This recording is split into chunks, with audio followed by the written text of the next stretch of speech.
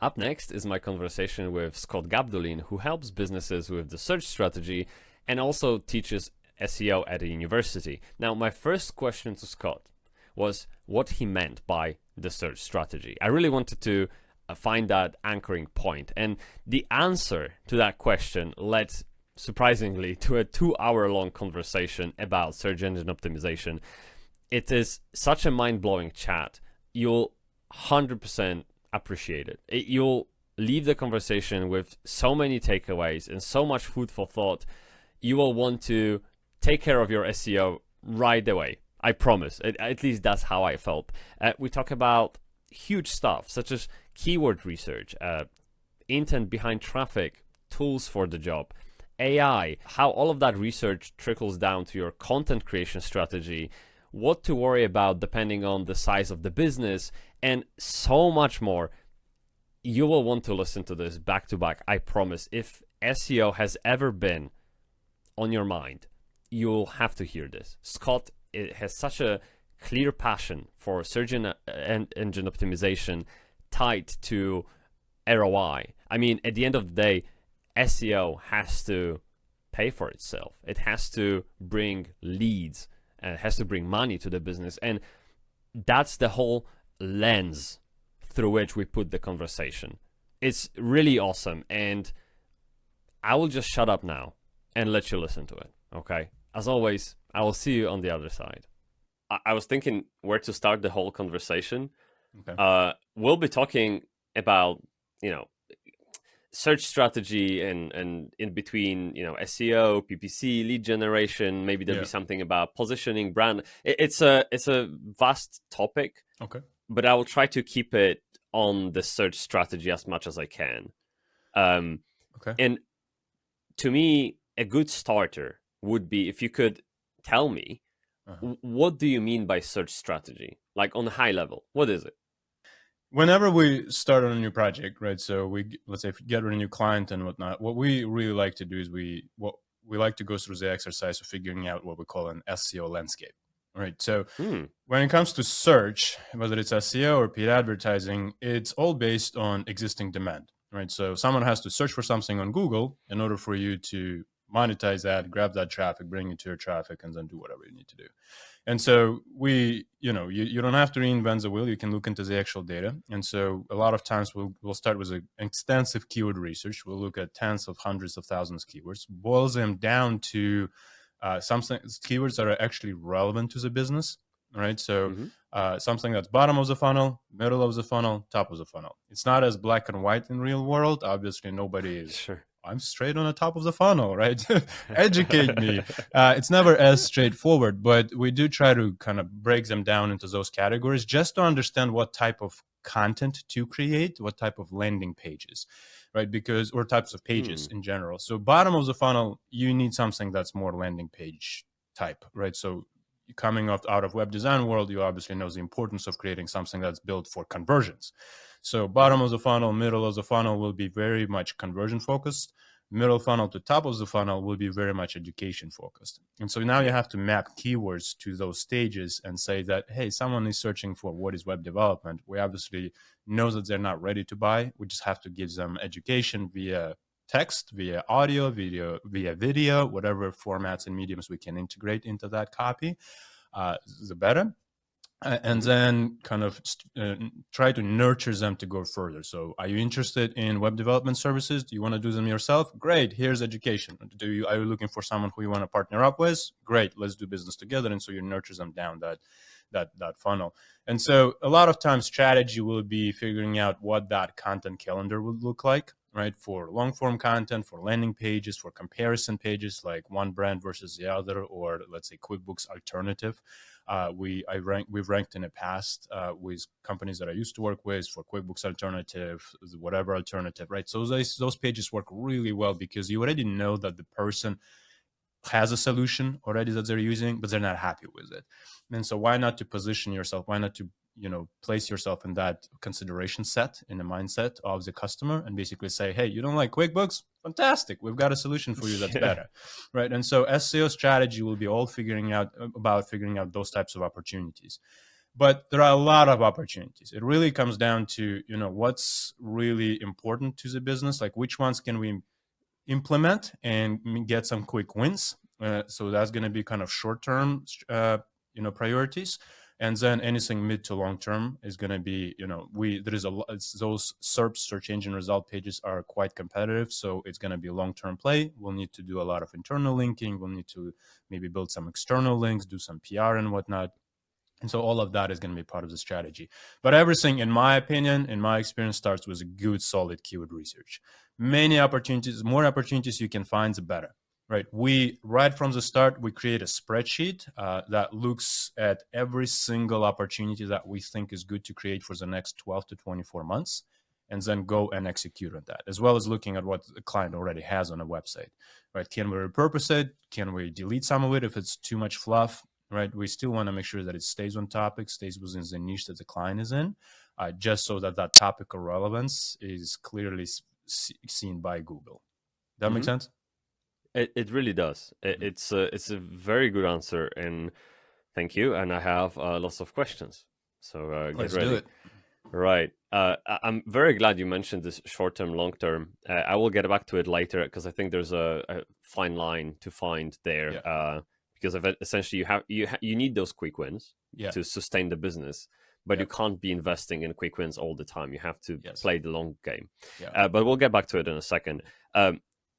I am of an opinion, and it's probably just like just common sense, I guess. The output is only as good as the input. Okay. And with keywords being the input, you need to find those opportunities that will produce a good output. Mm-hmm. Could you speak to the quality of a keyword and what makes a good keyword? Yeah.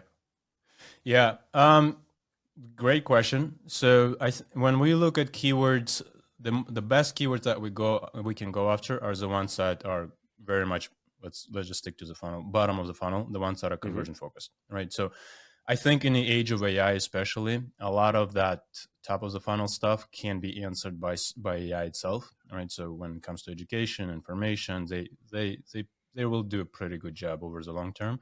But when it comes to actually providing a solution, when it comes to actually solving a problem, people will be looking for software, for example. They will be looking for a product. They will be looking for a service.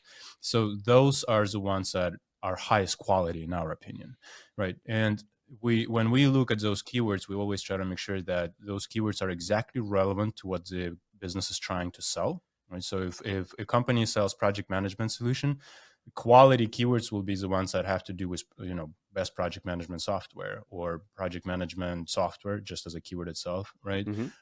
Project management software for engineers, extremely good keyword, right? Because it's very targeted and speaks specific to the specific audience, which means that when we go and we look at that keyword, project management software for engineers, the entire landing page can be built for just that target audience, engineers, right? The entire copy, the visuals we use on that page, everything can be very much tailored to that core audience that we know is searching for project management software. So we love those types of keywords. We've looked into, let's say, keywords like accounting software for small business, accounting software for freelancers. The more specific, the more descriptive it is, the better the quality of that term. However, what happens when you find those more descriptive bottom of the funnel terms, the search volume decreases. Right. So there's a lot less people searching for software, whatever software for freelancers compared to just software in general. So that vagueness brings in a ton more traffic, but it's a lot harder to figure out who you're speaking to necessarily. A small business, an engineer, a project manager, a freelancer. It's a little bit harder to figure out, but the more descriptive it gets, the lower the search volume, but the more opportunities you have to convert that into actual customers. So when we look at keywords, we look at how descriptive, how much information we can derive by just looking at that term, as well as what is the total opportunity looks like. Even if it's 50 or 100 searches a month, what if we get 20%, 15% of that into the page, and then we convert at 10%? It's 1-2 good quality subscriptions, let's say. We'll talk to the business and ask, is that worthwhile, right? Will that make it worthwhile for you to invest into creating this landing page? And if it's a yes, then it's a quality keyword, a quality page to create, and then you go from there. So you describe quality as an intent behind a keyword in a way? Intent, yep. So if someone has intent to buy, that's a quality keyword. Okay. The other one would be how much information we can derive from the keyword, right? So does it tell me who I'm speaking to, so that the copy can be Okay. much more customized to that audience? Because the more custom the copy is, the better the conversion rate is going to be, right? So if I know who I'm speaking to, the more I can tailor the entire experience, and the more likely I am to get a good return, a good conversion off of that. You said that a keyword, let's say that's between 50 and 100 Yeah, searches a yeah, month. That is, it could be good enough to convert just a few of those people a month. could be. Yeah. Um, First of all, where do you get that information from? I assume some kind of tool, but Yeah. so reliable it is. Okay. But second of all, how low can you go with that search volume to be any relevant to your work? Okay. So let's start with the tools. There are a lot of different tools. All of them estimate the searches, right? So all of those are estimated Yeah. searches. So we can never trust 100% what's the numbers we're seeing there, but you could use, let's say, Google Keyword Planner, right? So that's what's available within Google Ads platform, and so you can go and use straight from Google. There is a Google Keyword Planner. If you are paying for the ads, it will give you actual searches, like number, 50 searches a month, 500, 5,000. If you are not paying for the ads, they're gonna give you a range. It's gonna say 100 to 1,000 searches a month, which directionally okay, but not super helpful. I didn't know about this difference, by the way. That Yeah, you only get like precise number when you pay for the ad. yeah. When you have active campaigns, so you've had active campaigns in recent times, then they will show you exact search volume. But if you create a brand new account with no spend in it, you're gonna see the range. Yeah. Sneaky. Okay. Well, Yeah, okay, that's how fine. well, it's understandable in a way. It's a free tool. They're trying to kind of push you into spending using it for the ads itself, but it's a good starting point. The other ones, paid tools like a SEMrush or Ahrefs, right? Both are good. So pick one or the other, or if you want to afford both, use both. Both are pretty good, but I find SEMrush to be better at search volumes. I find the numbers to be a bit more reliable. Each tool has its own strengths, its own weaknesses, but for us, we use SEMrush quite a bit, right? So that's a tool that we use for a lot for keyword research. And then there are cheaper options like Ubersuggest, for example, which I'm not 100% certain, but I think they might be using some of the Google Ads APIs. But I'm Oh, not sure if that's what's happening there. But don't quote me on that. When yeah. I teach SEO, obviously students don't always can afford SEMrush or Ahrefs, so we'll go with Ubersuggest because it's like it allows them to do 3 searches a day. So it's a great starting tool. And so they like it. It opens up a whole new world for them, but it's affordable, and the data is it looks good and reliable. Yeah. I spoke to a guy who leads SEO efforts in Klarna, Okay. and he said that his favorite free tool to find keywords is to use Google autocomplete. So when you actually search in Google and you type Yeah. in web design, it completes the query for you. What do Yeah. you think of that? I think it takes a while to to find all those auto suggestions. Probably. Yeah, it's good. I think it's a good starting point to get ideas. But Hmm. when you are looking at 30, 50, 100,000 keywords, like I just Okay. can't, like I you'll see have where to, you're going with this. Yeah. yeah, you'll have to find a way to automate it in some way or another. And then, Plus, uh, yeah, yeah. auto Go ahead. Go suggest ahead. can be based on your personal search history, and so those can be personalized. So I'm not 100% sure if you can. It's good for some additional ideas. So I'm not saying you shouldn't use it. It's just you'll probably want to exhaust the larger pool available through SEMrush and the other tools. Like download those hundreds of thousands first, filter through them, and then based on what you see there, start to go into people also ask, start to go into auto suggest and picking up extra stuff on top of that to build up more opportunities for articles and whatnot. Yeah. I think if you go for incognito mode and Yeah. try to type something in, it will follow the user trends rather than your Oh, personal yeah. preferences. So it might be helpful, as you said, like as a complementary Yeah. product rather Yeah. than main tool in the shed. Yeah. Another thing that comes to mind is Google Search Console. We use it quite a lot, especially to search for Yes. low-hanging fruits. We Yep. would order all the pages that the Google has ranked on our website Yep. by position, and Yep. then those that are like 10.8 position, which is almost first page, we Yep. would work on it to bring it to the first page, because Yep. it's not much effort to do it, and that's something we also do for ourselves. I don't know if that's something you've practiced, but I thought I would just throw it in.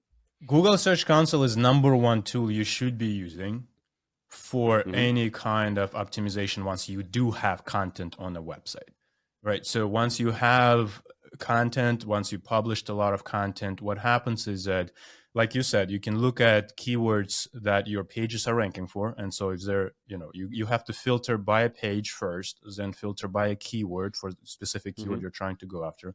Then it's good to add a country filter, just because if you look at rankings in India versus United States, it can be drastically different. United States SERPs are very competitive.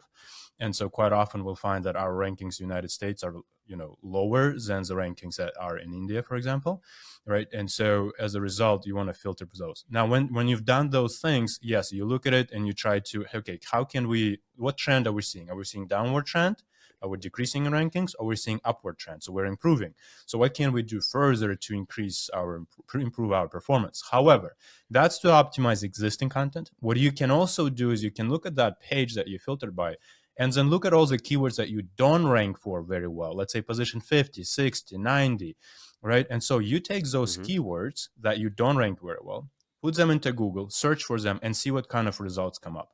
And if you see that results are drastically different from the ones you do rank for, then it's an opportunity to create an additional page, right? So what Google does is that it shows your page for many keywords, and sometimes you'll pick up on something that's kind of relevant, but not fully optimized for, right? And that's what you're not going to be ranking for well. But if you see a lot of impressions for those terms, you're ranking position 87 for that keyword, but it's got 7,000, 10,000, 12,000 impressions.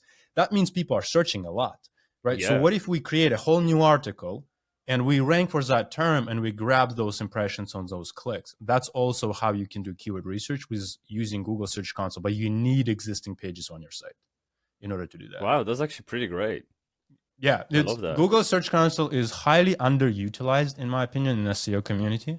But there's a tremendous amount of data and value in it, like looking at how you can improve existing stuff, but also how you can create new stuff, right? And so we use it all the time. We'll find new opportunities, and it's it's kind of like, SEMrush will assume what search volume looks like, or they'll use their own calculations, whatever they do. But Google Search Console will show you what Google is actually kind of calculating on their part. And so I would rather use that data, and use those impressions to figure out, is there an opportunity there? And if it is, then we go after it.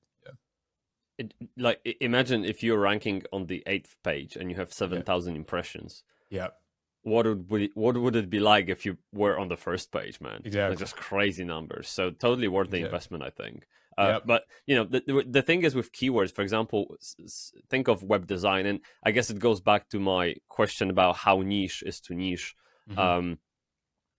Web design is overly saturated. Yes. Right. It's crazy. Yep. If I wanted to rank on the first page, I would have to compete with companies like Clutch. Yes. How am I supposed to do that? It's just crazy. So it makes sense to then add those long tail phrases, right, to sort of go around it. But how long can you go before it stops making sense? Can you speak to that? I'm actually not opposed to creating content for highly competitive terms, even if you don't think you will rank for it. Oh, right? Really? 100%. The reason why is because when I look at the keywords, it tells me that people out there are asking those questions. They're curious about that information. And so, yes, you can go and you can create something that's more, more long tail, and then just skip the short tail opportunity.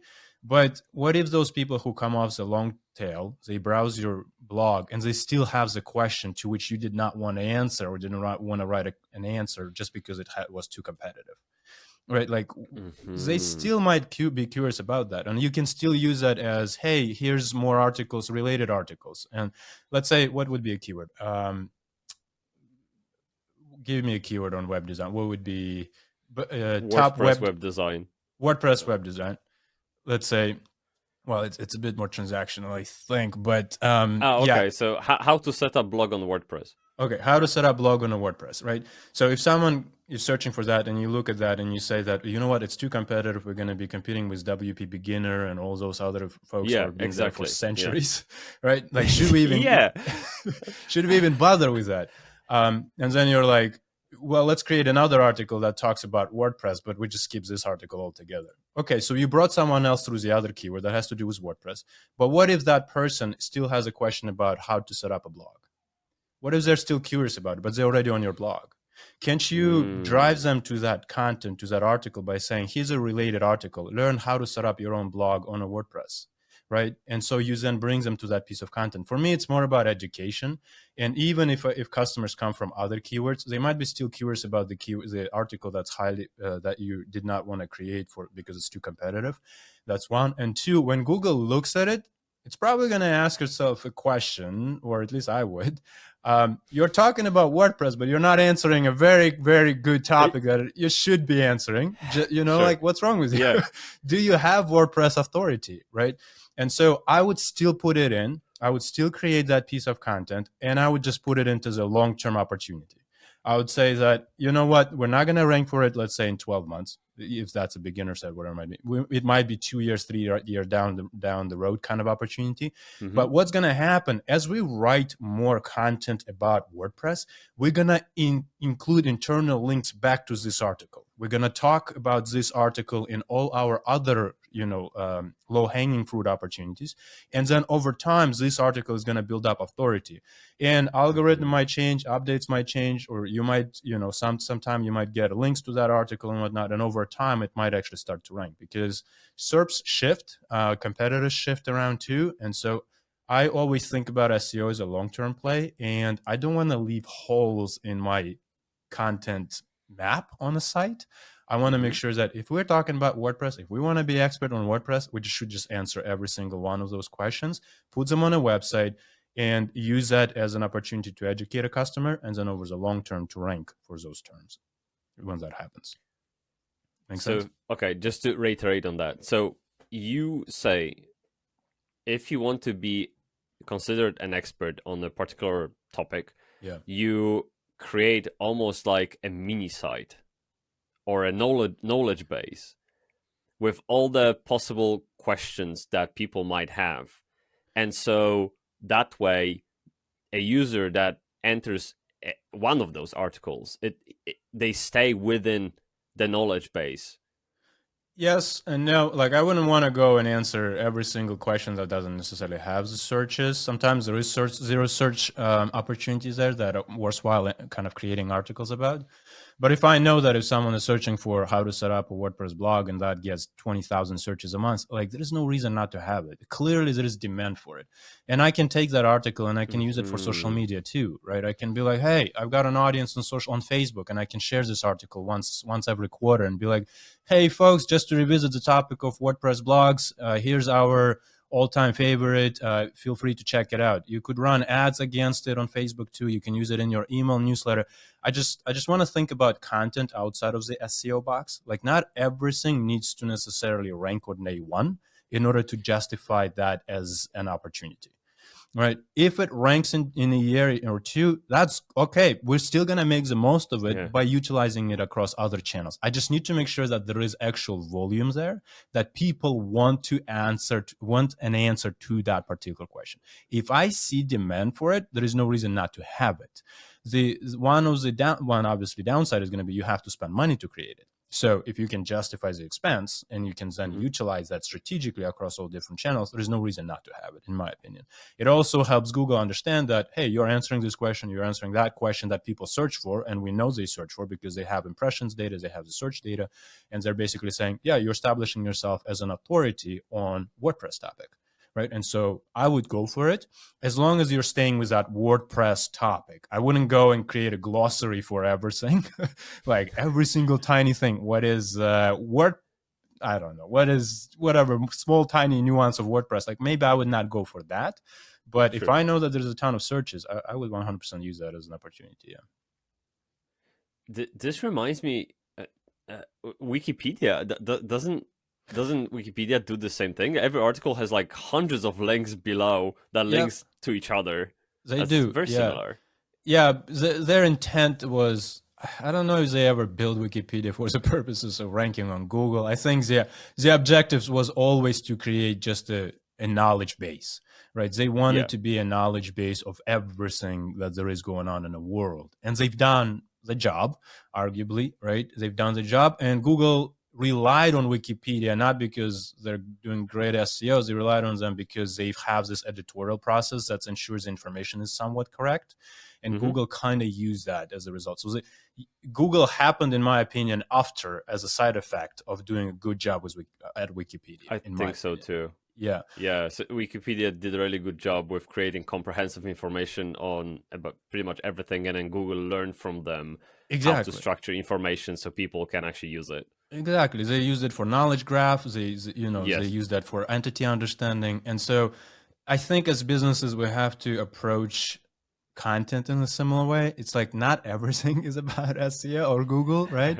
Especially in modern day. Like we're seeing the importance of diversification. Now that you have OpenAI or ChatGPT search, right? You have growing popularity of Perplexity, and kind of Bing is entering back into the competitive space. So it's like, let's build content that we think users care about and that we can utilize across many different channels. Like if there is no justification for having that content, then I don't think we need to create it. But if we know that we can make the best of it in email and in social, and we can create a video about it, because if people search for it on Google, they probably search for it on YouTube. Why not to create a YouTube video to accompany the article? It's like such a fundamental question, how to set up a blog on WordPress, right? There is no reason not to have it because we can maximize it across many different channels. We keep mentioning Google, and I mean, rightfully so. It's like I think I read like 92% of the web traffic is from Google. Yep. What do you make of the whole thing, like AI search, like ChatGPT search? Do you even worry about this at all? Do you optimize for it somehow? Can you even? Do you have any thoughts on that one? Yeah, so GPT search is new, right? It's only been a month and a half at the time of the recording, and so based on our tests, based on what we've seen, it's pretty much pulling the results that you see on Bing, right? So there is a partnership between OpenAI and Microsoft, and so obviously the quickest way for OpenAI to build this search engine would be to utilize Bing, and so whatever we see ranking well on Bing, we actually see showing up in GPT search. Right. I was on a client call and we looked into GPT search. It was first time that they saw it, and GPT search showed like 4 results. And then one of the clients was like, "This is funny. I searched for that same keyword on Bing, and then it shows me 10 results instead of 4, but it's exactly the same order." Right. So, no, really? Yeah, ChatGPT took those results, truncated them, made them, add a summary, made that, kind of a write up that AI is good at, right, to accompany the whole blue links or whatever links, and it is a Bing result. So for now, I think that there's no real magic to it. It's if you can rank for Bing, you can technically show up in GPT search. And so that's how we would optimize. We would optimize and see how Bing is performing, and then expect to see the similar thing in GPT. But the one thing that I always try to draw attention to, a lot of folks talk about AI, right? What should we do for AI? What should we do for AI? I think we have to differentiate as to what we mean by AI. Like there are AI tools like ChatGPT, and then there are AI search engines like GPT search, and then let's say AI overviews on Google, right? They function in very different ways. ChatGPT has data up to October, November 2023. So it's 1 year behind, right? So optimizing for ChatGPT, when you ask a question and the chat conversation happens without links and without anything, it's a whole different ball game. Optimizing for GPT search, is just a Bing result, right? So very much make sure that whenever you talk about SEO, separate the two, because the optimizations are going to be drastically different. I don't know if I've seen enough data from folks on optimizing for ChatGPT for that conversational, because it's a 1 year lag that you're working with there. So I don't know if I truly trust the data that I'm seeing, but optimizing for GPT search is not that difficult. As well as, AI overviews on Google. It was kind of a dumpster fire in the first few months that they launched it. But now you can see that if you do good SEO and you're actually showing up high or in the normal searches, it actually pulls you into the AI overviews. We were looking at another client yesterday, and we saw our client being 1 and number 2 in those kind of links that show up on a site. And so we've been doing this just a good SEO practices on a site, and that pulls us into AI overviews. So yeah. When you say rank to rank for Bing, it just sounds weird. I don't know. It's just funny. Like no because one says a lot of us associate SEO with Google, right? We're like SEO means Google. It's like, and this is what's happening now, and that's what I was talking about for a long time. Is that history repeats itself, right? So, if you look at social media, for example, you had these behemoths in the industry, but like MySpace, right? And everybody thought MySpace was big, and then Facebook came around, and then everybody's like, Facebook is a big thing. Everybody's on social media. Right. And then what happens? Facebook kills organic reach, and literally less than 2%, going from 26%. Businesses like BuzzFeed go underwater because they put all their eggs into organic reach on Facebook. And then you see all the other social media platforms popping in: Instagram, TikTok, YouTube, right, Twitter, whatever, like in whatever sequence that they did. And so then what happened is that social media didn't die. It is just diversified. It became lots of different platforms that you had to optimize for, you had to create content for. Search, Google had monopoly for a very long time, which is why we got so used to just caring about Google. But I think it was long overdue for disruption. And that's what we see now happening with OpenAI coming into the space and basically saying, and AI technology pretty much being the tech that can disrupt search, and saying that, hey, you know what, you don't have to use just Google, you can actually use now GPT search and Perplexity and whatever else, right? So I think that search history is repeating itself in a way that it happened in social media and it's still around, and we're still making money with social media. It's going to be the same thing. It's just going to be diversification. So yes, it's weird to think about SEO like Bing, but or now we have to think like Bing and GPT search. And if you care about Perplexity, Perplexity, I think Perplexity is going to be kind of like a DuckDuckGo of modern search. Is just going to become DuckDuckGo of AI search. I think the biggest players are going to be pretty much Google, Bing, and GPT search. So, but it's going to the space is going to pretty much become a bit more crowded, which is good. I think that whenever there is competition, it creates innovation, and Google hasn't innovated in a long time when it comes to search, in my opinion. Yeah. And they've been increasing prices. Like every business you talk to, like Enterprise, for example, used to work with TD Bank and Toyota. We would always say every year you're going to pay Google tax, because every year those CPC costs just keep going up for no reason, right? And the DOJ investigations and whatnot into Google pretty much shows that they were inflating prices for their ads. And so getting more competition into space opens up opportunities, right? The same thing happened with Facebook. Now we have opportunities to advertise everywhere else. We'll have the same thing with Google, and I think it's going to be another golden age of paid advertising, in my opinion.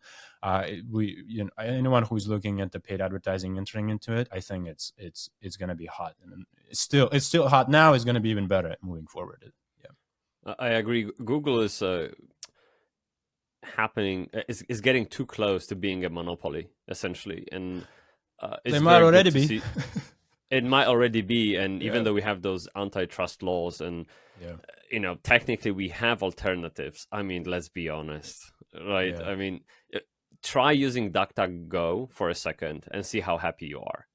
Like you won't be happy for long. Really, I mean, it's probably good when you search for bread recipe, but when you try to actually do some work and find very niche stuff, or very I don't know, maybe nerdy stuff, some data, stats, whatever that's very specific, Google is your friend. It always is. DuckDuckGo just can't compete. not at Yeah. all. So I would love to see more Bing and alikes getting up to speed to, diversify the portfolio. I mean, so as you said, we don't have to put all the eggs in the same basket, which Yeah. we're doing right now. Yep. On the note of the ChatGPT being 2023, I've only heard lately that when you subscribe to ChatGPT, you get access to the version that has access to the internet. So Yeah, maybe it can browse something's the internet. changed. Yes. Yeah, so So maybe it's a bit more relevant then. But yeah, so if you ask it to crawl the site or to access the website, right, depending on whether the website allows it or not, it will do that and then pulls the information in. But the corpus Mhm. data itself, the knowledge base that ChatGPT relies on, is from 2023. So there's still, I think, a year lag. Aha. Yeah, but it will run the analysis and make its own assumptions about what's written on the page and whatnot, and then give you kind of a summary or an answer that you're looking for. So, but I don't know that information will then feed into the knowledge base. That's the one thing that we have to be cautious about. Just because it gave you an answer doesn't mean that answer is part of the corpus now, right? Because Yes. they have to be also careful as to what they feed into the knowledge base in order for the AI to not to hallucinate or not to give you any kind of wrong information and not to infringe on IPs and so on and so on. I Mhm. mean, it's a huge task for them to solve for, but as far Yeah. as I know, it's still 1 year behind. Okay. So let's recap what we've said so far before we move on to the next topic. So we spoke broadly about keywords. Yeah. And the quality of the keyword is essentially the intent behind it and how likely the person that uses that keyword is to convert and how close they match to, the ideal customer that we're looking for. And Yeah. when you conduct this kind of keyword analysis research, you look for keywords that are for the top of the funnel, mid of the funnel, bottom of the funnel, and the Yeah. top of the funnel is essentially value add content. Then middle of the funnel is some kind of like case studies. We're slowly getting to the final bottom of the funnel, which is the offer. It could be Yeah. some kind of audit, Yeah. some kind of demo, whatever.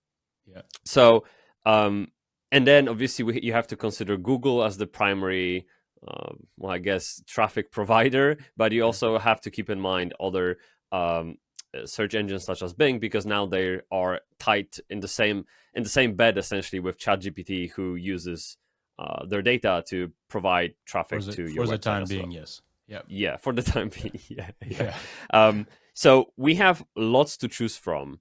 Uh-huh. And as a business owner, this might feel a bit overwhelming. Yeah.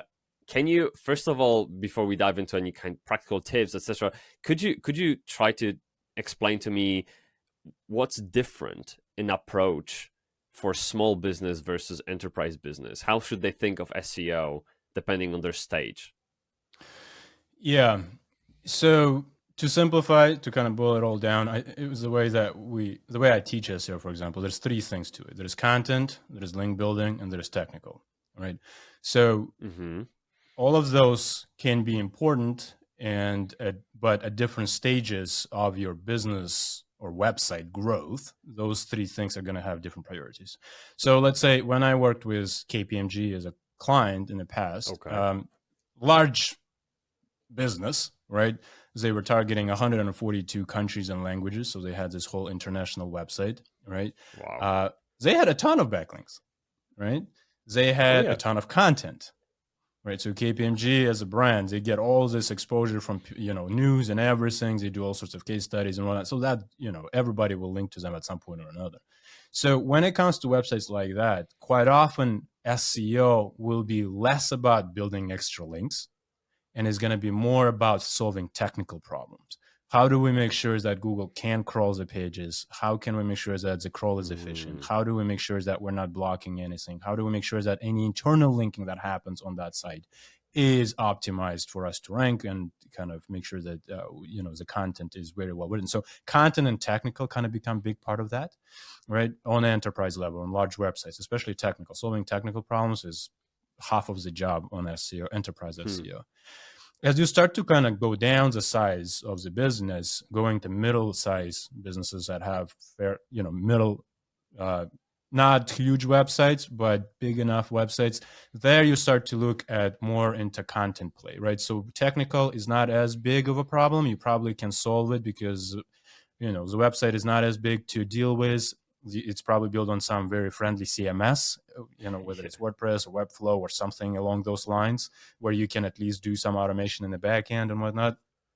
So content becomes a big part of it. How do we create more content? How do we create better content? How do we make sure that that content is properly internally linked and everything like that? So on that middle size, content becomes important. And then I would say surgical strategic link building becomes kind of important, because mid-sized businesses, mid-sized websites, they will have some link portfolio already, right? They don't get to that size without any exposure. They'll have something in the portfolio, and so some link building to particular page you're trying to rank for might be important. But the key point there are going to be content. So think about like website like HubSpot, maybe. I don't know if that would fall in. It wouldn't be enterprise like KPMG, but it would be probably something more mid-size. So for them, they can do some link building, but they naturally get a lot of links too. And so content becomes a big part of it. And that's why you see so much investment in HubSpot in buying all those content businesses, whether they're buying newsletters, whether they're buying podcasts, like they're becoming a media company rather than a software. Yeah. And then you get into the small business, small website, space. And there, technical becomes almost not important, right? If you only have a dozen pages, a couple dozen pages, like you can solve those problems. When I say not important, I mean like you solve them at the beginning within a month or two, but then it shouldn't be a problem over the course of 12 months. Because if I work with KPMG, I have to spend 12 months just fixing one problem, because it has to get approvals and, there's 50 stakeholders to go through just to put a check mark next to something that you want to do. And so the timelines are just so much longer. But on a small size business, you can get approval within the same day, and then you go and you solve that problem. Whether that's indexing issues, whether it's JavaScript or whatever it might be, that's not working well for SEO. As long as you solve that, the rest is all about link building and all about content. All right, so lots of link building because we have to build that authority, and lots of content because we have to have content for us to rank. And so really depends on what size, not even a business, but the size of the website that you are working with, where they're at, in order to prioritize links, content, or technical. And then your strategy will be just, customized based on that. That's how I view it. And most of the time it lines up quite well. It works that way. Obviously, if a business raised $100 million and they have a brand new website, it is a big business technically, but it's not a big website. You still apply small website SEO to it, which is lots of links, lots of content. Yeah. Okay, that's very interesting. So you look at the size of the website almost independently to the size of a business. 100%. So because the business is huge doesn't mean their website is any significant size. Yeah, because you can work. It can be a second or third time founder, right? And they can raise a ton of money because of their reputation or prior exits, and so they can bring a ton of funding to the business already, and they know it's going to be a successful business based on their past history. So it is already kind of a big business in terms of its evaluation, but the website might just be brand new. Right. So we've worked with some of those businesses in the past. And, for us, it's more of a question, do you have the budget? Because usually you don't want to end up in a situation where the business is small and the website is small, because then it's a grind. And I know that because I have a portfolio of my own small businesses, and it's a brand new website and a brand new business, and it's a grind. You have to put a lot of effort into link building. You have to put a lot of effort into content, and just keep stacking that over the long term. But if you can shortcut it with huge budgets, anything is possible. Like you'll do PR, you'll create good quality content, you'll invest into video, and then you'll utilize all the other channels to support SEO, or to utilize whatever you create for SEO, you'll use it in other channels to maximize the ROI from that content, and then it flows nicely from there. Okay. So when you're large, and we're talking about multinational corporation, all you really care about is technical. You try to game the system, right? Technical and content, because you need still to create content for the keywords you're trying to rank for, right? If you're a really big business, maybe, or big enterprise, you already probably have a ton of articles. It becomes about optimizing that content. Like we'll look at it and we'll map a keyword to it and be like, okay, what do we need to change? What do we need to update? And then you go through 6 months of legal approval just to change one word on a page. Oh, no, that sounds so painful. Oh my God. It is painful, but that's what large enterprise agencies, like SEO agencies that work with large enterprise clients, go through. Like, it's long approval process, and you deal with legal teams. Like, you work with a legal just to get one word change, and they're like, I don't know, can we use another word? It's like, no, we're trying to rank here, and so there's a lot of stuff that goes into it. Yeah, but technical is a big part. There's going to be always technical issues there on some custom frameworks that they're built on, and so you're working with like 50 stakeholders just on the technology side, and so yeah, it's a lot of stuff like that. And then if we go down, yeah, kind of middle size, you said HubSpot, which is, I assume, a few thousands of employees. Yeah. Link building and content. Content, so some link building, yes. Content's still a priority, but try to get people linked back to you. Yep. Right. You will try to get links back to particular articles, right? You can do that via different means. Depending on what risk appetite you have, you might do guest posts, right? So your team might do guest posts, so basically publishing content on someone else's website, and then they link back to you, to your article. Mm-hmm. You might do niche edits, which means that you find an existing article somewhere else, and then you ask them to add a link back to yours into the existing article. So they just plug in an edit into it, a link into it. You can do digital PR, right? So that could be running a campaign, or let's say you create a whole new page, a study, and then you basically send emails to journalists saying, hey, we asked 1,000 of our customers about what they think is going to happen in 2025 to the SaaS industry, right? And then you have stats and numbers in it, and journalists are like, hey, HubSpot did this and this research, check it out, here's a link. Right, and so then you go from there. There is also something that's kind of part of digital PR, which is Haro link building, right? Help a reporter out. It's no longer in existence, but the name is still used. Where you basically go and you respond. It's more like a responsive approach, or not proactive, but you're responding to someone else's question, a journalist question, and then you give them a quote, and then they link back to your site as a result of that. Works really well for us too. We do a lot of that. Our clients love to see themselves being featured in those, in those articles on Entrepreneur and Forbes, and we always recommend them, like, okay, so we got you published on HubSpot or Entrepreneur or Forbes. Why don't you create a LinkedIn post about it? Right, then they'll use the same pitch, and they'll be like, here's what I've just wrote for Entrepreneur, and they quoted me, and that gives you a greater reach on LinkedIn now. So there starts to come in a bit more comments, and you start to build up some personal relationships with folks in your LinkedIn profile. So I never think about SEO as like, just do one thing for SEO and forget about everything else. I think there's an opportunity to use whatever you're doing for SEO elsewhere. Yeah. It sounds like you also have to be creative about it and just approach it. Yeah, so it sounds fun. Really. I got into SEO because of my engineering background. It was easiest to get in, and so for me it was like, oh, not very creative person, and more analytical, more left brain driven. And I was like, SEO makes sense. I can spend some time doing technical stuff. And I worked for agencies like Sachin, Sapien, Razorfish, where it was enterprise clients. We were solving technical problems, right, largely with clients, and then some content and whatnot.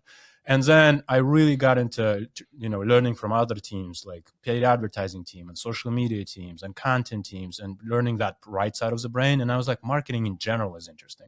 And as a business, you should always try to diversify as much as you can, just to make sure that you're building a true brand. And I think that's something you'll notice now if you watch a lot of YouTube videos about SEO or read, posts anywhere about SEO.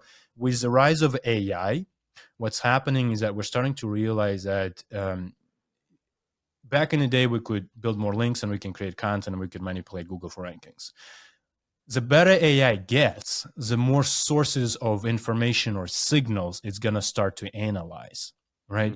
So it's going to start to look not just at what links you have or what content you have on your page. It's going to start to look at what reviews do you have on G2. What is the sentiment from those reviews? What reviews do you have on Trustpilot, TrustRadius, Google Business Profile, on social media? Did you post something on Twitter? Does this AI have a direct API with X or Twitter, right? Can we pull some information from there? And so what's happening is that if we get to a point where AI is truly analyzing those different signals, then it's all SEO becomes about brand.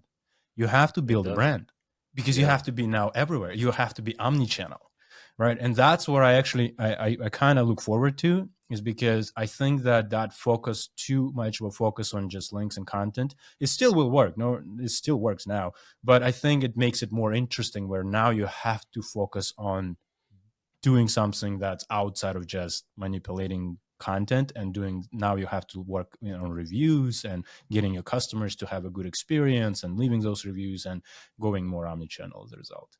Yeah. I'm really glad you mentioned Harrow. We used Harrow extensively, and we got Right. ourselves featured on Yeah. Hotjar, Livewire, a few others. It's actually pretty neat. It was pretty neat. Uh, Yeah. what are the alternatives right now? Do you know what else could we use? Yeah, we build hundreds of Harrow links a month for clients, and right now we're using Quoted, QWOTED, Oh, that rings a quoted.com. bell. Yeah, Yeah. it's a good platform, not cheap. You pay quite a bit to have access to it, but you will see Go banking rates there. Very good website for finance queries. You will see Forbes and Entrepreneur there, HubSpot. Featured.com, another one that's an option. Uh, they're getting a little sketchy. Oh, They're what do you starting. mean? Yeah. So they build a bunch of these websites of their own. I would call them PBNs, but they probably would not like that name. But they build a bunch of their own websites like healthnews.io, right? And then what they do is that they basically create a query in feature.com from themselves, and they'll be like, I'm looking for people to contribute on this health related question. And then you spend time writing this pitch, and then it gets featured on healthnews.io, which doesn't have any authority. It's not a journalist website. It's not nothing. It's like there's just no No value one from knows it, it. to be Yeah. honest. Yeah. And so we're starting to notice that there are just a lot of pitches that are coming through these low quality sites that they own. You actually go into that About Us page and it says this website is owned by Featured. And we're like, you know what? We're not going to waste our time.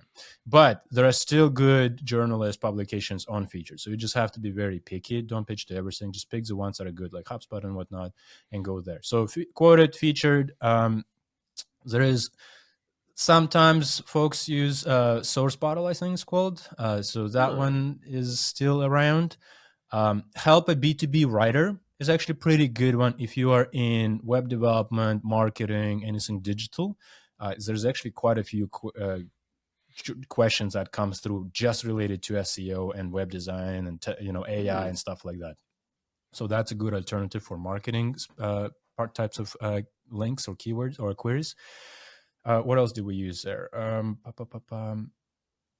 Those would be the biggest one. And then the original founder of Haro, he went and he created Hero, and then he renamed it into something else. So there is something else that's brewing in the I'll background follow somewhere. that trail. I didn't know that. Okay. Yeah, so he was very upset that Haro got shut down, and then they rebranded into Connectively, and then they failed to make Connectively work. I think it was Oh. Cision who owned it, and so they shut down Connectively from December 9, which is in 4 days. They're going to shut down that one, but we never really used Connectively much because we just didn't find much value from it, to be honest with you. So yeah, lots of different platforms, more and more popping in every day, but the goal is just to go into all of them, create an account, and then just prospect and see what kind of journalists are where, and then after a month or two you'll figure it out, basically where you want to put most of your budget into. My biggest issue with Harrow was the relevancy of questions of pitches. It was Yeah. very difficult to find one that I would actually want to feature in. And I'm not Yeah. picky. I'm not like holding anything against any particular publication. Yeah. It's just that I wouldn't know what to say. Even though I knew I signed up for a particular category, Yeah. those pitches were just not relevant to me. So Yeah. hopefully those other platforms like Quoted or Help a B2B Writer are better suited for, I guess, web design, which is my world. I will definitely take a look. Yeah. Yeah. And Speak. sometimes, so we always try to stay kind of in a niche that client has, but if we know that the client has expertise in something related to that niche, we might go outside of it and grab some opportunities there, right? So you just you kind of have to see like, okay, maybe, if I'm talking about web design, but then they ask a question about AI, there's still an angle you can take with answering an AI question but pivoting it back to web design, right? So they might approve that because you're still answering the main question that they had, but you're answering it from Mhm. your point of view as a web designer. Okay. Okay. We mentioned creating content, obviously, for, to be honest, any stage company. Like, content is the king here. Yeah. When you establish a keyword that you want to rank for, do you have any maybe tips or frameworks that you use to write content that actually hits the mark on that keyword? Do you have any particular, you know, scale to gauge the progress or performance of content that you're creating? Yeah. So content has become a bit of a commodity. Written text has become a bit of a commodity these days with Right. AI, right? So I actually feel it firsthand because I still like human written content and I hire writers. And so when I go and I interview writers, I'll see in a resume that they worked for a company in the past. I'll be like, what happened here? And they're like, I got let go because they started using AI. Right. So you can see, you Oh can my God. find really good writers right now everywhere that just don't have jobs because AI just took those jobs away. And so, what we do is the ways that our process works. One, we work with companies where we don't want to take a liability on our hands. Where if we create AI content and then the website, for whatever reason, Google says it likes any content, it says Hmm. so, right? But then one day it changes the algo and it's like, I don't like that content. And if they can't even figure it out, but if they do, like, we don't want to have a liability of it. So we want to make sure that our clients know that it's 100% human written. And so, Hmm. which means that, what the way that process works is that we always write for the user first. So we'll write in a way that sounds good. It's really in-depth research. We'll still use AI tool for original research if we need to. Hmm. Like Hmm. AI tools are fantastic for taking a huge amount of information and digesting it down, and then just giving you main points, summaries, figuring out new topics, figuring out the nuances, and then you take that information and you start to write your own kind of perspective on it. But everything that we write is 100% human written. What we do is we use tools like Surfer SEO or Page Optimizer Pro. Page Hmm. Optimizer Pro is what you use the most. I would recommend, if anyone is on a budget or they want to kind of look at more scalable solution, I would say pricing on Page Optimizer Pro is better. But what that tool will do is that it will basically tell you how many words you need to have on a page, based on, let's say, the top 10, top 3 competitors for that keyword that you're trying to write for.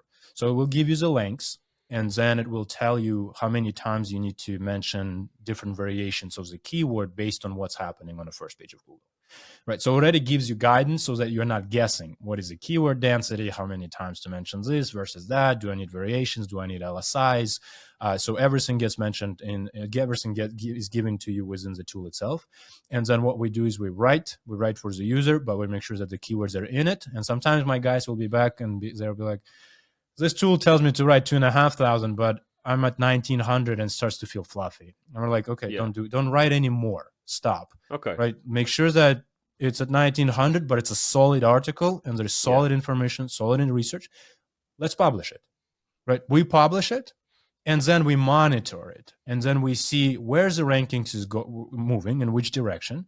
And then if we feel like, oh, we got stuck at certain point, then we revisit it and we try to figure out, do we need to add extra, right? So SEO Uh-huh. is not the process of write an article, publish it, and forget it.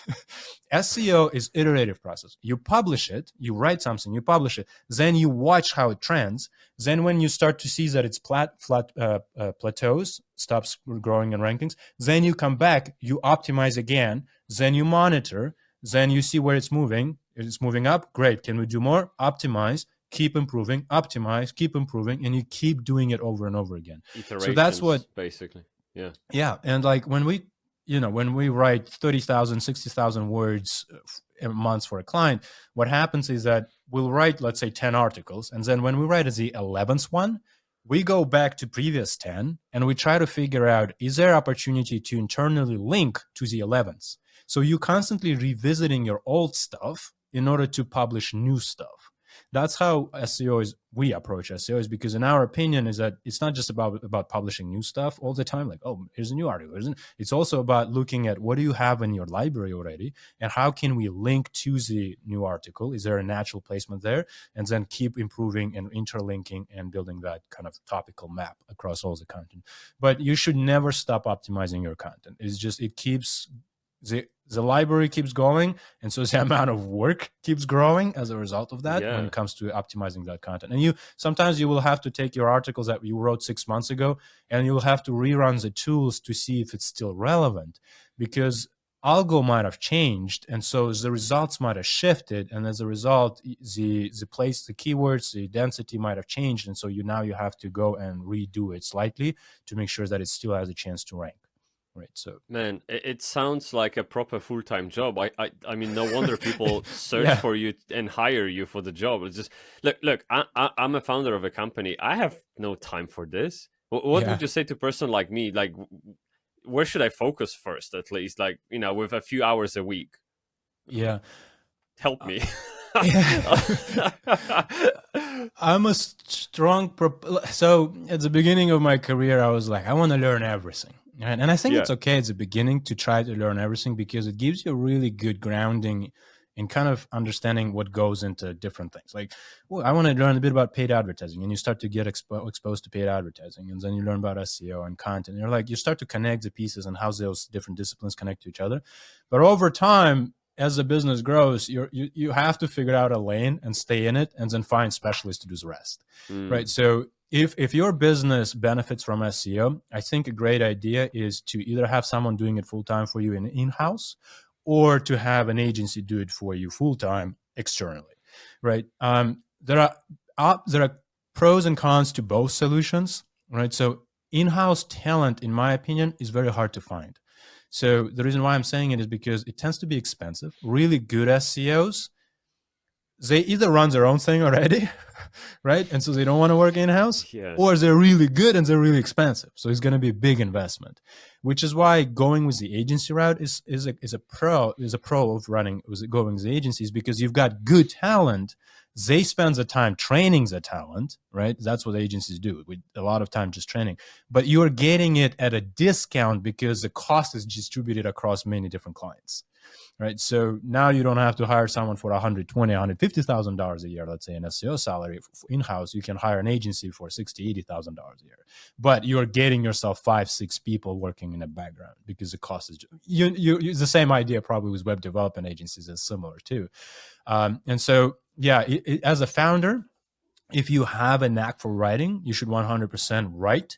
But if you want to see real benefit from SEO, I think there needs to be a content strategy in place where someone creates content on an ongoing basis, and that content is built for the purposes of SEO or email, or like there has to be set expectations for what this content is supposed to do. So the answer to my question is basically delegate. Delegate. Yes. Yeah. No, That's right. that's perfect. I mean, I kind of expected that answer, but at some point, you have to. I mean, especially as a small business owner, you have to be realistic about the budgets, right? I mean, 60-80K for some companies just for SEO, that's a huge expense. I work with early stage startups, and there's no way they would dish out this kind of money just for SEO. But it has to attach back to ROI, right? You're not spending money on just fluff content. You have to kind of ask yourself a question: if we do invest 60K, are we going to increase our lead volume, right? Is there going to be some kind of a return in 6 to 12 months? Obviously, in SEO, it's hard to promise returns, just because, let's say 2024 was nightmare year for SEO. I'll be honest with you. I've talked to quite a few guys who exited SEO industry. It was a hard year because Google's algorithm has become difficult to work with. Like in 2023, you would make things before October 2023. You would make a change, and you would literally see in Google Search Console, Google responding. It would move up or it would move down based on your change. And you can change thing again, and you would move again in the right direction. In 2024, it's like beating your head against a wall. You make a change that supposed to work, and Google is not responding. There's no feedback. It's just not moving. So feedback loop doesn't exist. Because Google messed up. Like, they did this whole helpful content update back in October 2023, and it wiped out so many positive signals, I think, within the algorithms that just used to work, and it's just gone worse. Now, so I'll give you an example. We have a portfolio of our own websites. We launch websites all the time, sometimes for test purposes, sometimes because we want to have extra, affiliate income or lead gen businesses that we run. And so we had this affiliate website where it was, I have a business partner who is really passionate about the topic. And so we created content. And that content, articles were growing in rankings. And then November 2023 rolls around, drops, stays flat. And I'm like, well, that's interesting. What happened? And then everybody's like, helpful content update, wiped out a lot of small publishers. A lot of, good content went down in rankings. Traffic is nearly zero. I was like, all right, I'm not going to do anything to the website because it's just a hobby in a way. It wasn't making a lot of money. And we didn't publish any new content. We maybe published 1 or 2 articles. We didn't optimize any of our pages more than what we did in the past. Mm-hmm. No traffic until August. In August, traffic starts to go back up. And it keeps climbing back up. We changed nothing. Didn't change the CMS, did not change the URLs, did not optimize old articles, did not add any new images, no nothing. It just went back up. Affiliate income was going up, went down, now goes back up. What happened? Google. It just changed the algorithm. Yeah. That's it. Like, if you live and die by Google traffic, I don't think you have a business. I'll be honest. Okay. That's why diversification is so important. You have to be elsewhere. You have to have referrals. You have to have social media. You have to have podcasts, diversify into video. You need what true brands have is omnichannel presence, right? So my microphone. It's okay. It's being difficult. Omnichannel presence, because like I saw just from that one example, 1 year of no traffic whatsoever because Google decided so. Like single digit clicks. And then it climbs back up for no reason in August. That's disgusting. We didn't change.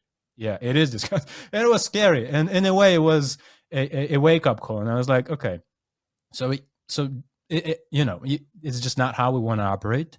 I've always been a big proponent of building brands. Like, if you can, build a brand.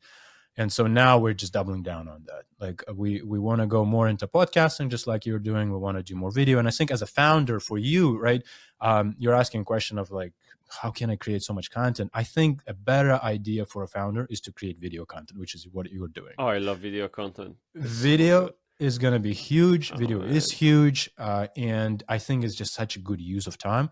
And then when it comes to written content, you outsource that. You hire someone or you delegate that to someone else, and you let them handle that part. But if you have to do something yourself, I would say video is just much better ROI. The only part I would probably not necessarily argue, just maybe comment on, is that as a founder, I can't imagine anyone writing in my name on LinkedIn, right? But other than that, I mean, the brand has a voice, right? Has the way of being, I guess, in quotes. So you can find a writer and train them on how to be NerdCow, how to be, any brand, and therefore, kind of blend in with the rest of the content that's been published before they came on board. So I guess that would be my only caveat, that I will be always the person that writes on LinkedIn. I can't imagine ghostwriting as a founder, at least. I think LinkedIn is a bit of a different beast, right? So LinkedIn, I think, you want to be as much in the process yourself as possible, just because the level of nuance that you have about your own business it's hard to replicate that as a ghostwriter. So we're testing something. We, as an SEO agency, we started in SEO, but now we do paid advertising. We're looking into PR just because we understand that SEO is going to be more than just SEO, the old SEO. Now you have to have all those additional services. And we're dabbing into LinkedIn. And when we work with clients, we'll draft a copy with them. But the way that the process works is that we'll interview the client at the beginning of the discovery stage. We'll record the video and we'll ask them like a million questions and get the idea of how they communicate, how they talk, what do they say, how do they answer those particular questions. Oh, wow. And then you try to integrate that into the copy, in their voice, in their own thoughts, their own words, because now you have it on video. You try to integrate that into the LinkedIn post. It's never going to be 100% perfect, but you will have a first draft that sounds like them, and then you give it to them to review, and then they change things that they need to. But it's not like a 90% change. It's just 10, 15% here and there. But it sounds like them because everything is coming off of that video. That's a process that works. And We had some clients who had used the ghostwriters, and those ghostwriters would be writing about generic topic about web design, and clients would be like, nobody cares about that. They want to know something that's like the real gist of the being in a business, from right? the trenches. Exactly. That's what resonates with the audience on LinkedIn. True. And so the only way to get that for us is basically to interview the actual person before you write on behalf of that person. And so some ghostwriting is doable. It just requires a lot of research and work. Yeah. I believe you when you say this, because when I talk to ChatGPT and I request that it writes in my voice, in the way I write, it actually quite nails it, because now it has memory, right? Yep. It remembers all the chats that I've had it in the past, and it kind of can use my prompts to be me. Yeah. So if you feed it enough of your own voice, exactly. I tend to write short sentences. They're not always grammatically correct, because for example, I don't always start sentence with I or he. Yeah. I just do been doing that. That's how I talk, and I want to write the same way.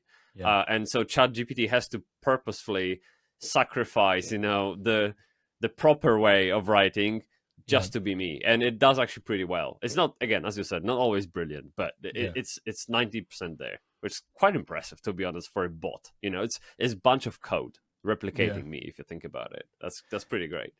Yeah, it's not true AI. It's just it's predicting the next word. It calculates the likelihood of that word being correct, and so it's not true AI, but it does fairly good job. I do admit to that. The problems start to get when you have to write long form content for blogs, right? 2,000, 3,000. It starts to get repetitive. And so I would never recommend anyone to take ChatGPT unedited and publish on a website. And just no. That would be insane. Human touch has to be in it. But absolutely.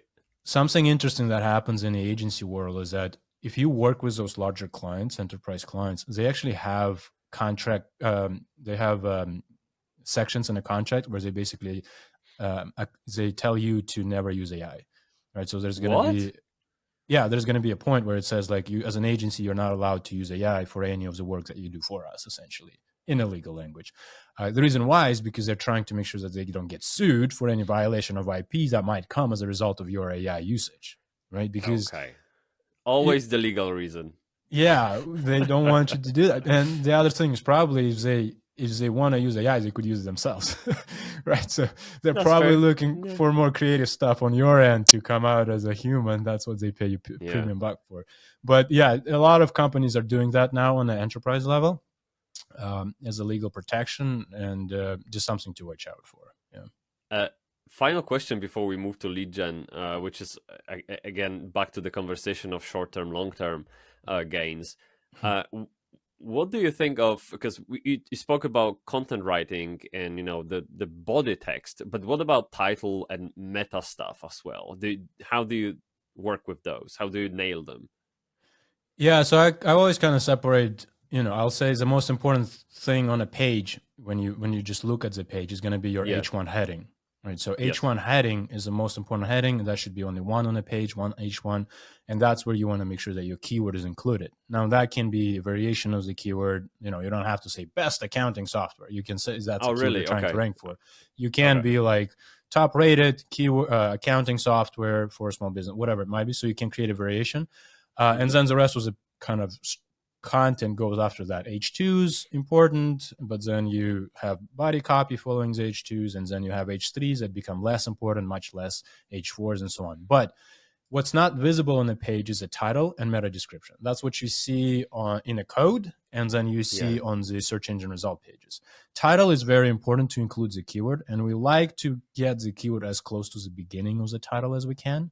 All right, so we will make sure as we're trying to rank for accounting software, we'll say accounting software at the beginning of the title, and then for X, Y, and Z. Or let's say, what would be a keyword? Inventory management, right? The ultimate guide. So we'll mention the keyword at the beginning and then the rest afterwards. So we'll do a bit of the, trickery here and there just to get to see how Google responds. So those are very important to us. H1's titles, meta description. Google can choose to use yours, can ignore it. We still like to give them something that's optimized around our term. our keyword. And so we'll still try to make sure that the keyword is in the front as well at the beginning, as close to the beginning as possible. It's not too long. Otherwise, Google might just go through the rest of your copy and pick something that's more relevant or they think is more relevant.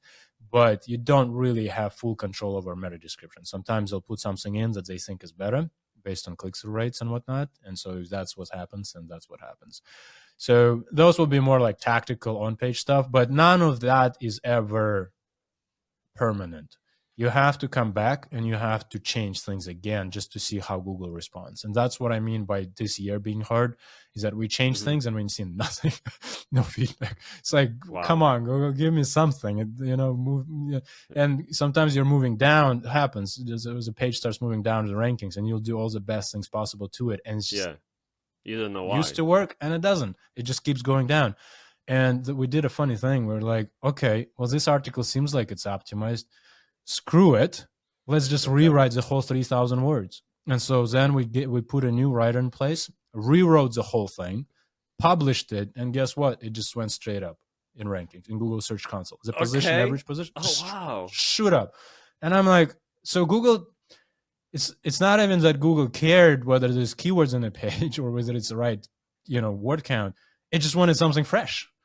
And so we pasted something fresh, still optimized for it, and it just shot up straight to the first page. And I was like, interesting.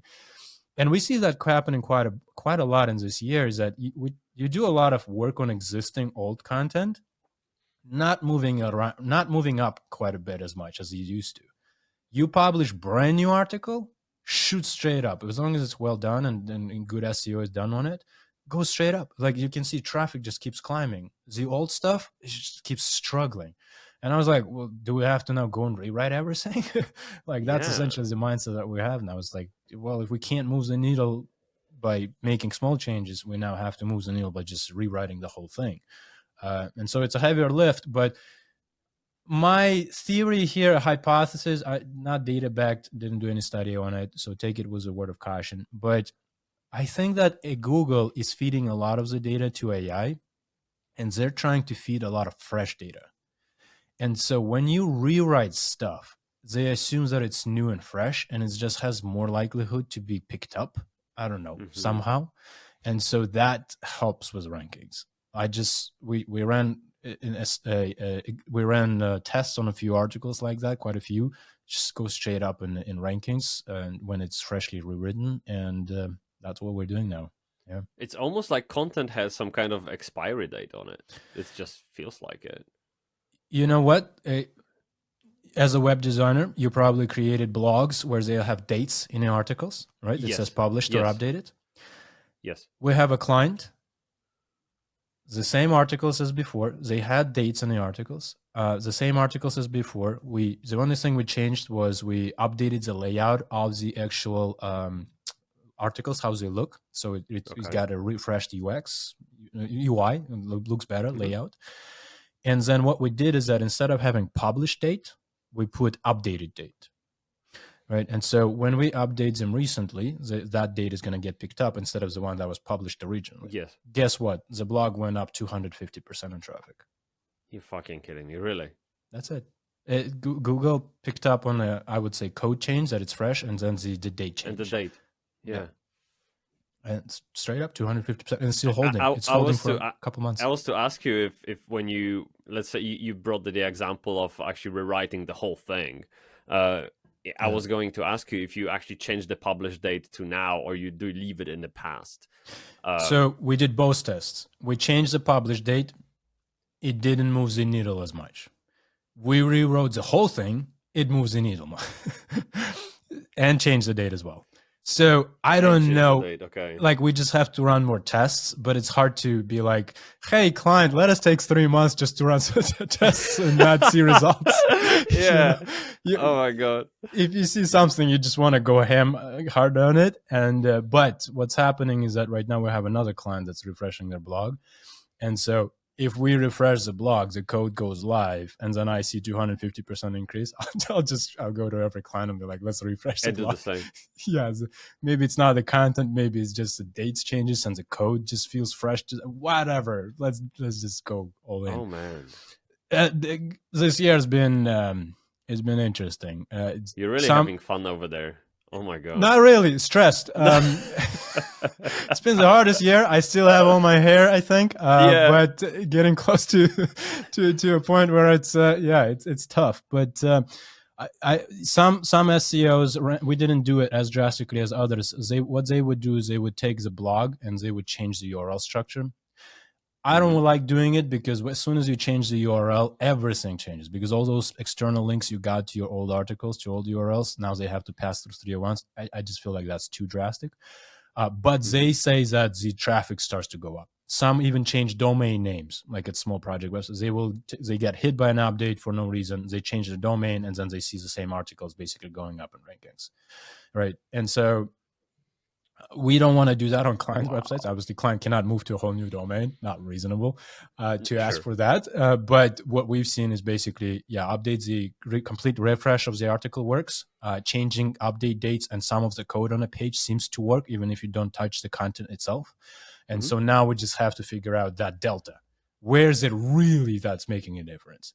But the problem is that the algorithm is also changing. Right, they had this November update just released that fixed some of our problems on our old stuff where we didn't touch anything and rankings keep going up. So I'm like, I don't know if we're gonna do this new stuff with the Google going back to the old stuff. It's like, where are we gonna be now? Reverting to better results. So there's just so many variables, you don't know what works, what doesn't. Right? It's just such a multi-level, complicated landscape that you literally have to have.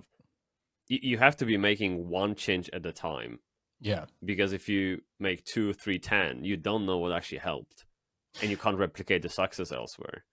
And even if you do one change, it's not like it's a single variable test, because something else on the website might be happening. There might be extra links coming through. Someone ran a brand awareness campaign that generated a ton of traffic, and you're not aware of it, and then your rankings go up as a result of something. Or Google just breaks the algo. Yeah, or Google breaks their algo, or they fix the algo. Yeah. And it's impossible to run the single variable test on large websites. Some folks do them on like tiny sites with lower MIPSums and whatnot. Fair game. But on the large sites with large number of variables happening at the same time, I think it's impossible. Yeah. Let's, for the final thought of the conversation, let's slightly move towards lead generation. Yeah. Because as you said, SEO has to tie back to ROI. It has to bring money, obviously. Yep. I will just speak from my own experience. We have almost no conversion from our blog at all. Yeah. So if, for example, in the sidebar, we could have book an audit with us, because the blog post is about web design, conversion rate, and what kind of components make a difference or whatever, any kind of educative content. And in the sidebar, we would invite people to click and book audit with us. There's almost no engagement. How do you funnel that SEO success into lead generation? At what point do you make pivot? What are the tricks or tactics that you battle tested for your clients? Yeah, so let's go back to that what we started with, the conversation, which is keywords and funnel, stages of the funnel. Yes. Right. So the reason why we look at the keywords and then break them up into the funnel is not just to understand what type of content we create, but also to set expectations with the client. If we're creating a bunch of top of the funnel content, we tell client right away that there's two purposes we're doing it for. One, obviously, to bring more traffic. However, that traffic is going to probably convert at less than 1%. It's top of the funnel. Okay, it's the likelihood of that translating into an actual purchase is very low. However, second reason why we're doing it is because we're creating topical authority on that particular topic, right? So let's say WordPress development. So we need that content in order for Google to treat us as an authority on it. And so it helps us with internal linking, because internally from those articles, we'll also link to your product pages or your service pages where you do, let's say, website audit, right? And your WordPress website audit services, for example, we can mention it in a blog article and then link to your service page that talks about WordPress audit services. And so it gives us opportunities to pass some of that juice over to your bottom of the funnel pages. But setting expectation is the most important thing in our mind, because that's where a lot of the budget goes. And so when we tell them it's not going to convert it's going to convert at less than 1%, they're going to be obviously wondering, what do we do then with that? So then you have to figure out, do you have something else that you can offer to the audience that's not product aware and not problem aware, the top of the funnel traffic? Can you get them into the email? Can you get them into some kind of a subscription for a, let's say, newsletter where you talk about, if this is how to set up your blog, right? Or how to set up your WordPress blog, do you have a newsletter subscription where you walk them through 10 steps to get your blog done in WordPress, right? And you will send it out in the next 10 weeks or 5 weeks, 2 emails a week. And then at the end, and then they'll be like, oh, you know what? Tomasz helped me set up my blog, or he at least tried to help me. And I realized that I'm not good at it. And then when they hit that point, you will have in the email an option to do service with you, consulting call or something else. So we try to nurture the top of the funnel audience outside of the blog somewhere else, whether it's an email, whether it's social media, whatever it might be. You need to take it out of the expectation should not be buy my product. It's just not going to happen. It's just the likelihood of that is so low. It's less than 1% based on what we see. And so I always recommend to have some kind of lead magnet, some have educational content, informational content that you can, push through email. And then when you grab those emails, you also can do remarketing and retargeting and all sorts of things, right? So there is a lot of opportunities in omnichannel approach outside of SEO. And so, never look at that top of the funnel content as a driver of conversions. Look at it as an opportunity to create an audience and take some of that and then nurture it towards middle of the funnel and then bottom of the funnel. As well as a business owner, you can send them a sequence of emails and you can have affiliate links there. Right. So as they subscribe to, or as they start to build that WordPress blog of their own, they'll probably need plugins. They'll probably need some kind of tools for which you can go and sign up and give them an affiliate link and as part of that email. And then you're making some recurring income on that part. So it's going to be small, but it might grow over time as your blog grows, your email list grows, and then your affiliate commissions as well as consulting calls might grow as a result of that as well. But bottom of the funnel, 100% expectation is to convert. If someone is searching for WordPress web development consulting, we want that to result in a conversion, right? Whether it's 5, 10, 15, 20% conversion rate, that will depend. But that traffic, the intent is to find a service. And so the expectation is for us to convert that traffic into potential lead. I like how this all comes together. So we started the conversation at a very high level and we now reach the bottom of the funnel, and this transition of a person who's a complete stranger to your brand to buying the service, and what kind of leverage SEO provides to make that happen is just crazy. It almost makes me guilty that I haven't been paying that attention to SEO as a founder, because we are purely working of word of mouth and social media, and I know you consider all of that part of brand, which is the future of SEO. But strictly speaking of SEO, blog, it's not something that we do. We stopped that probably 12 months ago. But now you make me want to kind of go back to it, as long as you approach SEO as part of larger marketing effort, 100% there is no reason not to invest into it. Because if you can take that top of the funnel content and you can do traffic and you can do something with it, right? That's when you get the ROI from it. But you'll have to invest even more into email. You'll have to invest even more into some kind of a course. Maybe it's free course or whatever it might be, right? So you'll just have to be creative around that. But it's 100% something that with how we approach any client work is basically telling client, hey, we know this is not going to result in conversions. Straight up, honest conversation, not going to drive conversions. Please don't expect that. 12 months from now, you can't come back to me and be like, we created 150,000 words of content and it doesn't drive conversions. Yes, we know. We need you to help us with lead magnets, with some kind of email nurturing sequence, because that traffic is just too cold. We need to warm it up, bring it into the middle, and then make it hot by bringing it to the bottom and getting it ready to buy, right? And there's a lot of this mindset around, well, if we create all this blog content, it's going to create brand awareness. I don't know the last times that I read an article and I was like, I'm brand aware. I love this brand. It's just an article. Enlightening moment, Yeah, it's like, oh my God, XYZ blog changed my life. No, it doesn't happen like that. It happens when they came to your blog and then something else happened. You gave them something else to build a relationship with you. Email, social media, whatever it might be, video that they watched in that content, you had some kind of personal touch point that then contributed to them being aware of your brand. Just text is not it, in my opinion. It has to be something else, something personal, something custom to them, email sequence, something solving their problem beyond just reading a blog. And that's where the real brand awareness starts to happen, in my opinion. I mean, just look how you, as in not necessarily you, Scott, but like you as a person, browse internet, how you buy, how you make a decision. And your customers, they're doing the same.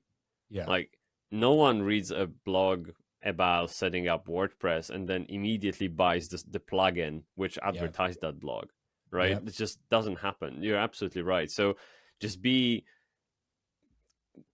grounded in reality, I guess, about it. Don't go hoping for the sky when all you can get is a little stick on the ground, you know. Just take it easy. Yeah, and a lot of times you'll see in the software industries that people will find your blog and they might get exposed to your software, and then they'll be like XYZ software reviews. They go on Google and they look for reviews, right? So now you're, as a brand, you're like, do you have any reviews? Did you put any effort in building up those reviews on TrustRadius or somewhere else? Do you have your own page, xyz.com/reviews? Did you put an effort? Because you can easily rank for that as a first result because you own the name. Right, it's your own branded search. And so now create that review page, put some testimonials in it, put a video of your clients, and control that first result. And then whatever follows is going to be, you know, whatever aggregator review websites are out there, that those are going to be then influencing the decision as well. But the first result is going to be yours. You have some influence here. So no, it's never as straightforward as like I went to the blog and I bought a software or I wish it was that simple. Yeah, it just doesn't happen, right? Even with HubSpot, everybody's like, look at HubSpot, they got a huge blog. I'm sorry, HubSpot is also a huge brand. They run a conference that has thousands of attendees. They've got media everywhere. They own My First Million podcast. They own whatever, like they're Story all over brand, LinkedIn. all of that, just crazy, Yeah, it's not just written text for it's SEO an ecosystem. Purposes. Yep, and it has to tie it all. It's all one big living ecosystem, eco-organism, and that's what, as SEOs, it took a long time for a lot of SEOs to learn that, yes, you can hack your way, but then when updates like that happen on Google and all your eggs are just in SEO, go down to zero real fast. Yeah. Wow. Yeah. Look, with that said, I think we can wrap up the conversation. We've been on for a while. Where people can find you, learn more about you, and probably, most likely, ask some kind of follow-up questions, because I bet I couldn't ask everything. Yeah, the easiest thing to do is Google my name, Scott Gabdullin. We put a lot of effort into creating our own knowledge panels and make sure that it all looks professional. You'll find all of my websites there. I have a portfolio of different businesses depending on what you're trying to do. If you're a SaaS business, Authority Factors is my agency for that. If you want to connect on LinkedIn, I'm more than happy to connect on LinkedIn and chat via that. But all my information is on Google, and I'm always happy to chat with folks if they have any questions. I'm very, very happy how you pronounced my name, by the way. That was just like native. Yeah, so good. Yeah.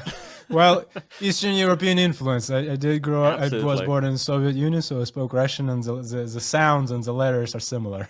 Yeah. You have no idea how painful it is to spell your name in the UK here.